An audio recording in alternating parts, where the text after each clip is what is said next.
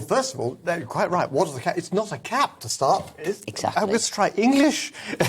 You get the impression that's all I'm going to have to pay. No, that's just merely the cost of the therm of actually being able to get the power.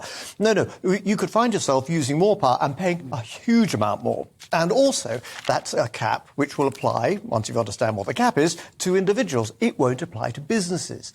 And so really, no one really understands what's going through. And of course, now what we're seeing at the moment is actually our government, have we got one? But actually our government actually trying to work out what they're going to be doing, and they're reacting because they're not quite sure how big this issue is, and it is huge. And I'm afraid what we have to do is regard it as big as it's a financial version of the pandemic. Regarded as that, it's going to last 2 or 3 years. It's going to be very expensive. This is not about 400 quid or anything like that, and you have to prepare to make some decisions. The good news is there is a way out of it. The bad news is it's going to take some time to do it, but we can actually make sure those who are at most risk can be protected, and businesses also protected, and particularly the area we're so good at in this country, small businesses. Now, we've set up more small businesses than France and Germany. We're really good at doing this. It's our biggest employer. But if you're running a pub and your cost of electricity is doubled and going to double again, you're probably going to close the pub. I mean, it would be crackers, wouldn't it, to spend all that money keeping businesses going throughout the pandemic, you know, tens of billions of pounds to keep them going, only to see them all close now as a result of the energy prices. Now Labour they've proposed a price freeze on the unit where we are now, which is very popular.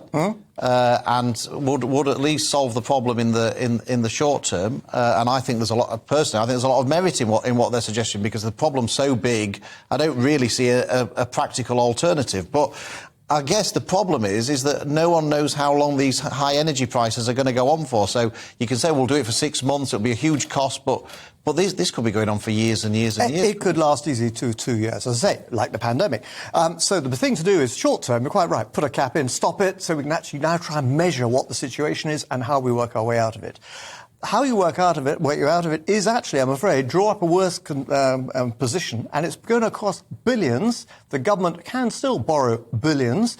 You actually put that into a separate fund. That fund is then going to will be paid back once this is over in, say, 2 or 3 years, when it starts coming down again. When does it come down? When we start finding alternative supply sources, which we will have. And then that gets repaid over 10 to 15 years by the industry. So it takes time to do it. So it's a government loan, effectively covering it, being repaid by the industry. It takes time to set up. You then have to apply that money, targeting it to those individuals who need it especially, not to everybody, and also to those small businesses who need protection as well.